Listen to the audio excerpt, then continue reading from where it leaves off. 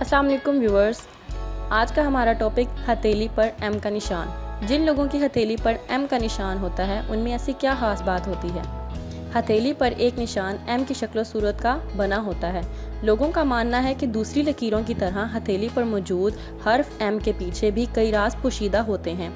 कहा जाता है कि जिनकी हथेली पर हर्फ एम बनता है वो अफराद दूसरों से बिल्कुल मुख्तलिफ होते हैं। ऐसे अफराद की शख्सियत भी दूसरे लोगों से मुख्तलिफ होती है। जिन अफराद के हथेली पर हर्फ एम बनता है, इनके साथ अगर कोई बिज़नेस करना चाहे तो वो अफराद बेहतरीन पार्टनर साबित होते हैं और दफ्तर में भी ऐसे अफराद अपने साथ काम करने वालों के अच्छे दोस्त साबित होते हैं।